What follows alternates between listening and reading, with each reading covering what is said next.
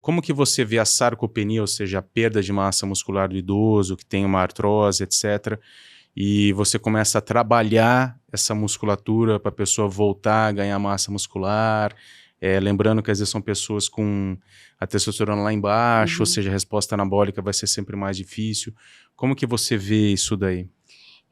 Essa questão da sarcopenia, né, antes ela foi um assunto mais estudado de tempos pra cá, né, porque antes era visto que o idoso era normal ele ter baixa massa muscular, era normal ele ter quedas, só que foi vendo que, isso tem como ser evitado. A sarcopenia é uma das maiores causas de queda ali, porque o paciente tem baixa massa muscular, ele não consegue se equilibrar como deveria, não consegue ter essa independência que a gente gostaria.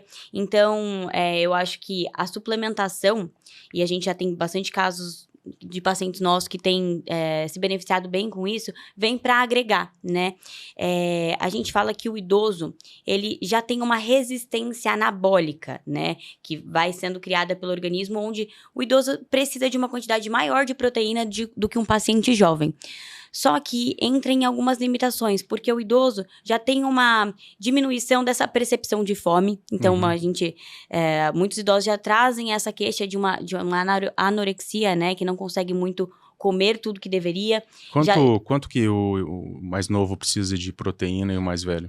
olha, a gente tem um dado que eu gosto de deixar pelo menos 1,6, 1,8 até 2 gramas de proteína para um paciente jovem. Jovem. O idoso precisa até um pouquinho mais, mas aí a gente entra nas limitações e por isso que o paciente precisa ser avaliado no todo, né? Porque tem alguns pacientes com algumas questões renais, alguns pacientes com algumas outras patologias que a gente tem que tomar um pouco mais de cuidado com a questão da proteína, né? Uhum.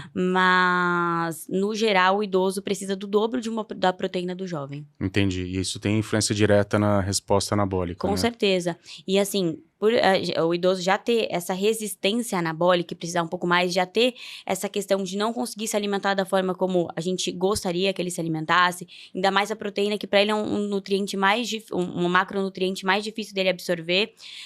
A gente já tem aquela diminuição das velocidades intestinais que fazem essa absorção.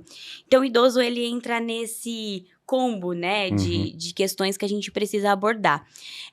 Eu acho que a questão da suplementação vem como uma base, uma chave para tudo isso, porque é mais fácil a gente tentar agregar na dieta do idoso, né, algum shake de proteína que a gente fala, né, com whey protein, que para ele conseguir aumentar essa questão da proteína na dieta.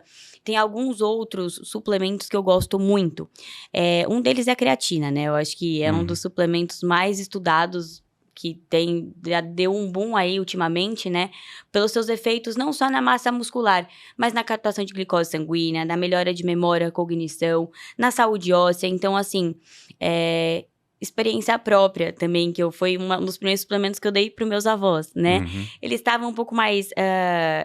estavam um pouco mais debilitados na questão da memória, um pouco mais de dificuldade de locomoção, e numa estratégia que eu fiz ali com eles, coloquei o whey protein naqueles, tem uns outros que vêm junto com alguns outros suplementos, né, que vem com whey também, a creatina, a melhora é visualmente significante, sabe? Então, assim, claro, eu falo que não só a suplementação, como a gente vem batendo nessa tecla, né, mas o conjunto. Então, a suplementação vem para agregar uma alimentação melhor, vem para agregar um modo de vida mais saudável. Então, eu acho que tem muito a agregar para a vida dos pacientes.